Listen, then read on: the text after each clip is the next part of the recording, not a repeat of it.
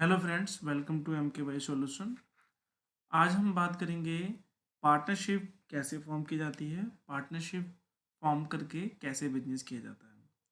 मान लीजिए दो फ्रेंड्स हैं, ए एंड बी।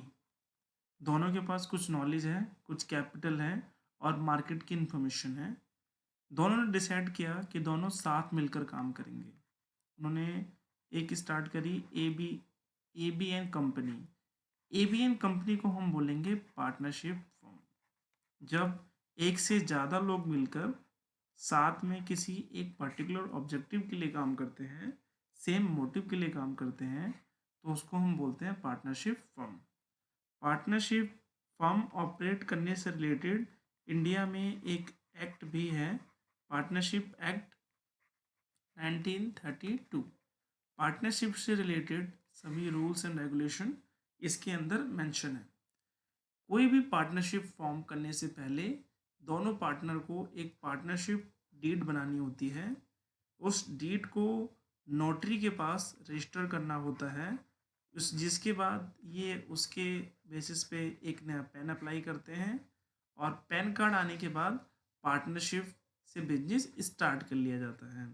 जैसे कि पैन आने के बाद सबसे पहला काम आपको जीएसटी लेना होता है।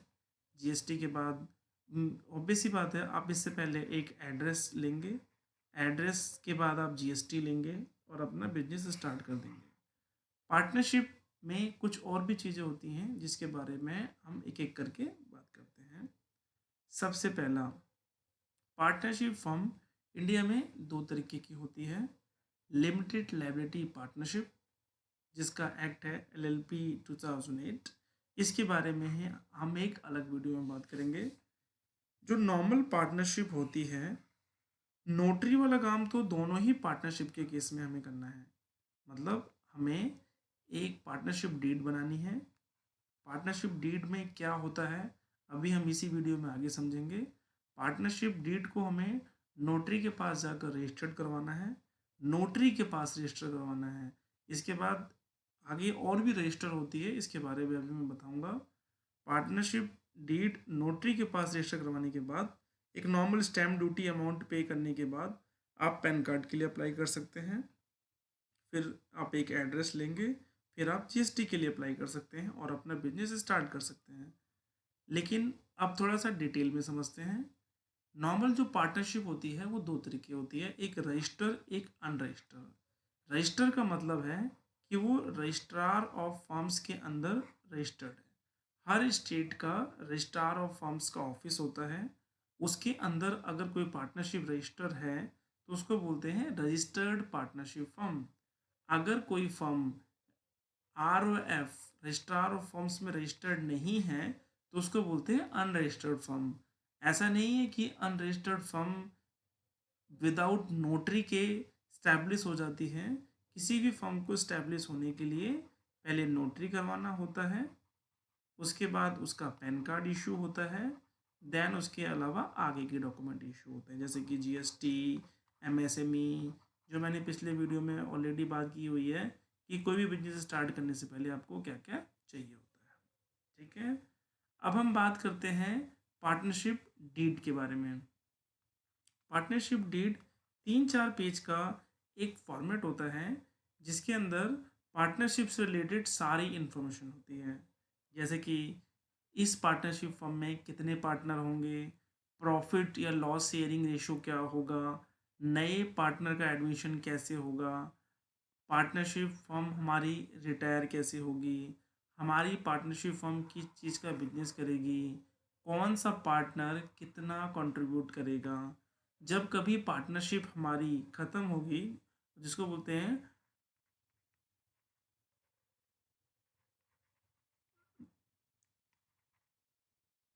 Dissolution of partnership firm.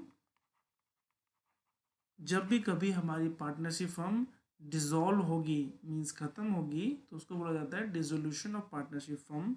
वो कैसे होगी, ये सारी बेसिक इन्फॉर्मेशन एक पार्टनरशिप डीड के अंदर मेंशन होती है।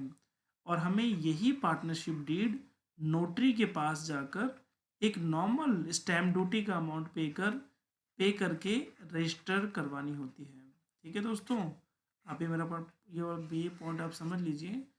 पार्टनरशिप डीड हमें नोटरी के पास जाकर एक नॉर्मल स्टैम्प ड्यूटी अमाउंट पे कर रजिस्टर करवानी होती है, उसके बाद सारी चीज़ें होती जाती हैं। अब ज़रा दो तीन चीज़ें और देखते हैं। Types of partner. Partnership firm में कुछ अलग अलग टाइप के पार्टनर होते हैं। पहला नॉमिनल पार्टनर। नॉमिनल पार्टनर वो पार्टनर है जो किसी भी तरीके से पार्टनरशिप की एक्टिविटीज़ में इन्वॉल्व नहीं होता, उसका सिर्फ नाम जुड़ा होता है। जैसे कि ABC एंड कंपनी, ये एक फर्म है। बी और सी इसमें काम करते हैं, ए इसमें काम नहीं करता, सिर्फ उसका नाम जुड़ा हुआ है। मे बी उसने इन लोगों को एडवाइस किया हो आप ऐसे ऐसे ऑपरेट करो, मे बी उसने छोटा मोटा कैपिटल लगा दिया हो ताकि उसका नाम यूज हो। ऐसे पार्टनर को बोला जाता है नॉमिनल पार्टनर। दूसरा एक्टिव पार्टनर, जो फर्म में पूरी तरीके से एक्टिवली सारा काम करते हैं, जैसे कि बी और सी।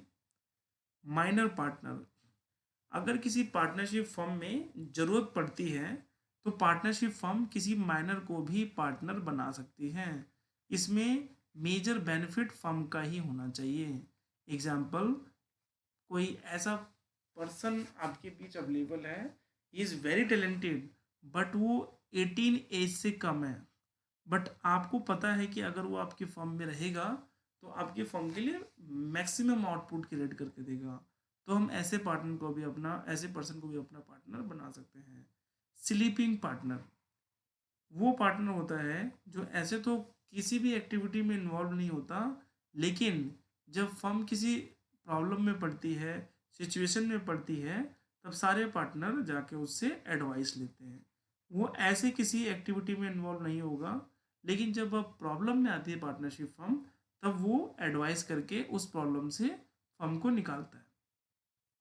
अब जरा एक और पॉइंट के बारे में हम लोग डिस्कस करते हैं। Why we should choose partnership firm over sole proprietorship. Sole proprietorship आपको पता है, एक सिंगल पर्सन जब बिजनेस स्टार्ट करता है तो उसको सोल प्रोप्राइटरशिप बोलते हैं। हमें पार्टनरशिप फर्म क्यों चूज करनी चाहिए सोल प्रोप्राइटरशिप की जगह? सबसे पहला पॉइंट है, पार्टनरशिप फर्म को बनाना आसान है, बहुत इजली फॉर्म हो जाती है। अगर आप प्राइवेट लिमिटेड कंपनी बनाते हैं या लिमिटेड कंपनी बनाते हैं या LLP बनाते हैं, इसमें बहुत ही लंबा चौड़ा लीगल प्रोसेस है। मैं इसके बारे में भी वीडियो बनाऊंगा और आपको बताऊंगा कैसे पार्टनरशिप फर्म, कैसे प्राइवेट लिमिटेड, कैसे LLP वगैरह फॉर्म की जाती है। लेकिन पार्टनरशिप को बनाना बहुत आसान है, इसलिए इसको बोला जाता है इजी फॉर्मेशन।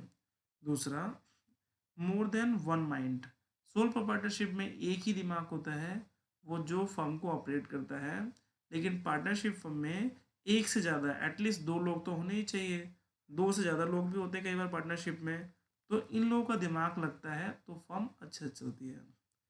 दूसरा, जितने ज़्यादा पार्टनर होंगे उतना ज़्यादा कैपिटल आएगा, तो ज़्यादा कैपिटल अवेलेबल होता है जो बिजनेस के लिए वेरी यूज़फुल होता है। जितने ज़्यादा लोग होंगे उतनी ज़्यादा स्किल्स होंगी फर्म के अंदर, और ज़्यादा skills means high profit, high income, high growth, each and everything is high. पांचवा पॉइंट है शेयर्ड वर्कलोड। सोल प्रोप्राइटरशिप में सारा लोड एक सिंगल पर्सन के ऊपर होता है फर्म को मैनेज करने का, बट पार्टनरशिप फर्म के केस में ऐसा नहीं होता। यहाँ पे काम अलग पार्टनर में इजली बढ़ जाता है, इसलिए एक सिंगल पर्सन के ऊपर ज़्यादा लोड नहीं होता।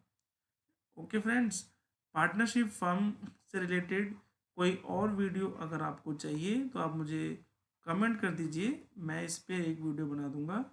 आज के लिए मेरे हिसाब से मैंने पार्टनरशिप में आपको काफ़ी इन्फॉर्मेशन दे दी है।